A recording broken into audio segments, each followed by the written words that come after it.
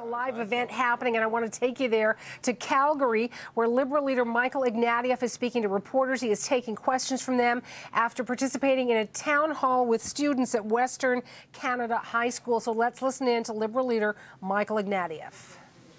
Given the province's long-standing association with conservative politics, how specifically does the Liberal Party expect to make gains in this province in the next federal election?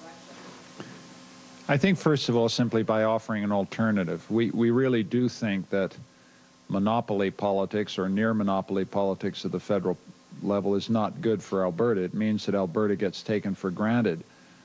Specific example is energy trusts and income trusts. Those decisions were taken by a government that thought didn't really matter what they did to the energy sector in Calgary, because Calgary would just suck it up, and there's still anger about those decisions. So we think that offering Alberta and Calgarians an alternative, and it's also part of it, you know, it's not just, it's Saskatchewan, it's British Columbia, it's Manitoba, giving people a sense that there's a viable alternative out there, a centrist, moderate, sensible, practical alternative is good for politics. And we're going to run competitively in 308 ridings, so it's not just the West, it's right across the country. But realistically, can you expect that to translate into seats given polling numbers? I don't dream in Technicolor, no.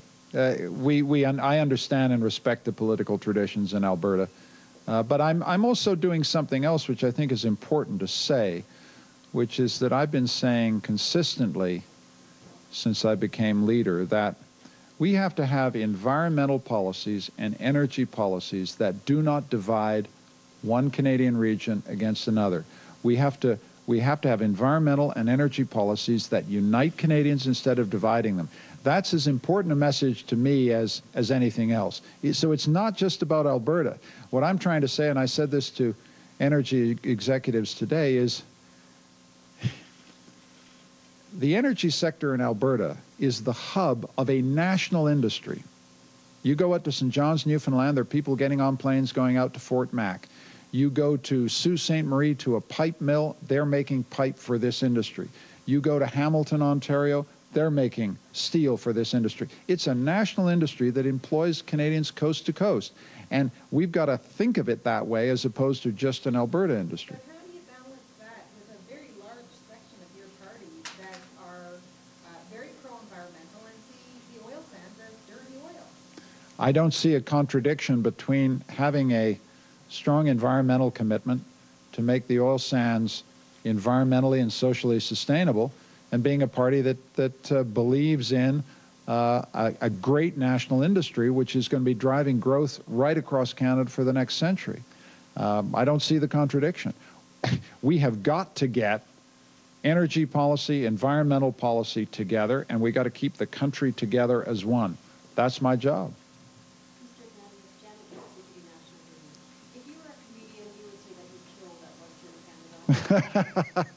That's very kind of you.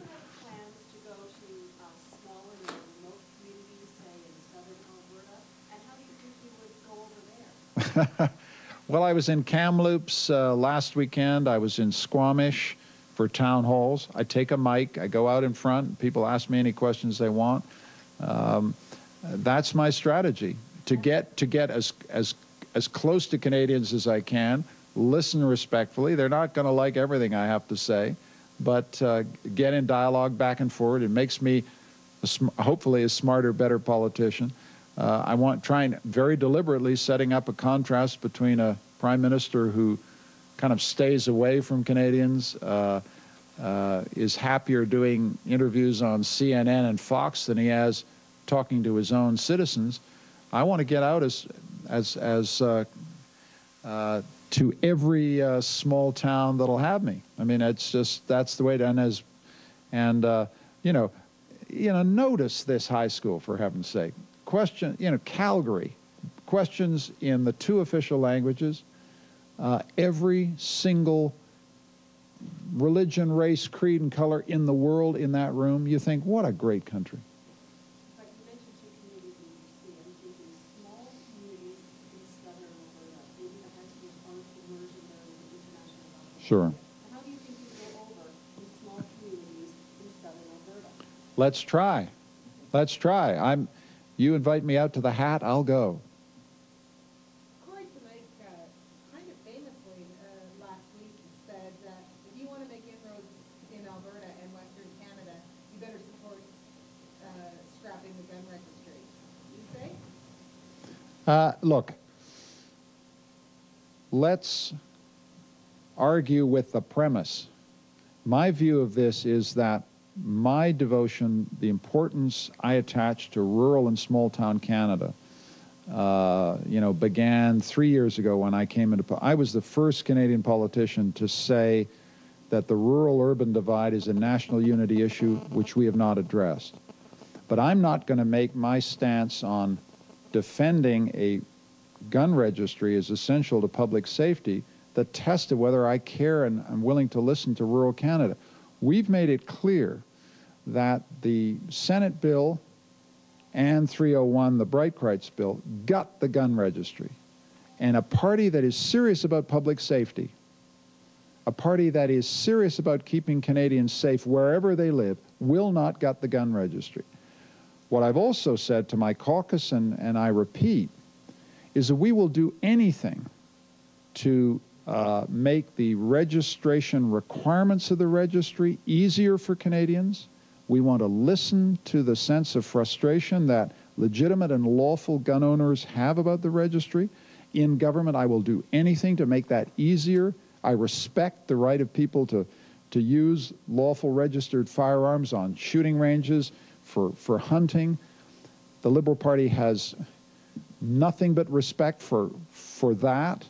But you cannot sacrifice public safety here, and I will not do so. And the Conservatives are using the gun registry as a political wedge to try and get votes in rural Canada, and we're saying there is so much to offer rural Canada. Better health care, better infrastructure, better access to post-secondary education, better environmental policies that reward farmers for being stewards of the land, a food policy. You know, I could go around the board here and tell you the things we want to take out to rural Canada to say, give us a hearing here.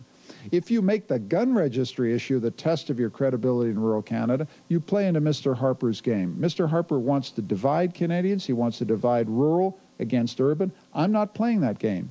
What does it say to you that they are using the gun registry? I think they're desperate.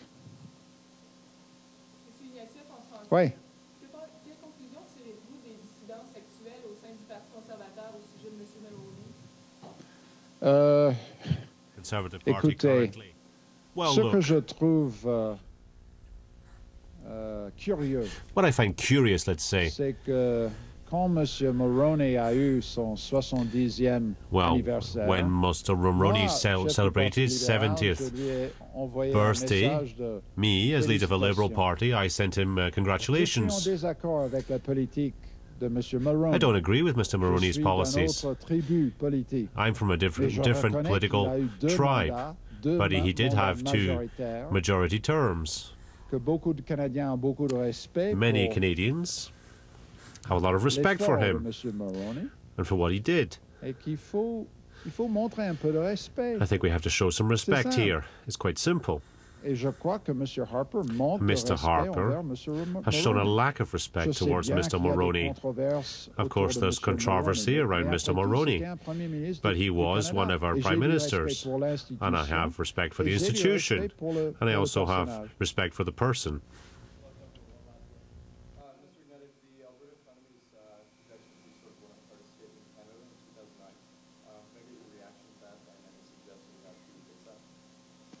Well, it's a very notable fact that unemployment growth has been faster in Calgary than in almost any other metropolitan center in Canada.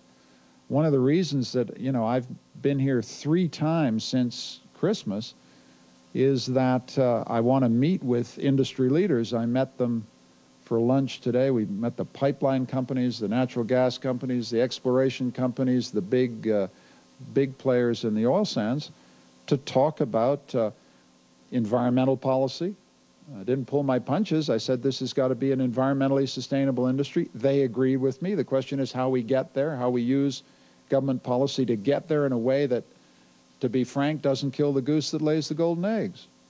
I mean, I repeat, the thing about this, about Calgary, is that it's a national economic center. It's not just the center of the Calgary economy. Thousands of Canadians right across the country from coast to coast depend on the success and vibrancy of the economy that's centered here. And a sensible government, whether we get a seat here or not, has to be working with Calgary to get Calgary back in business so we can get the Canadian economy back in business. That was the message I had today for the leaders in the industry, and I'll be back again to talk to them, because this is an employer right across the country, and it's the future of our country is tied to the success of a sustainable oil sands and a sustainable natural gas industry in Canada. Merci beaucoup. Merci.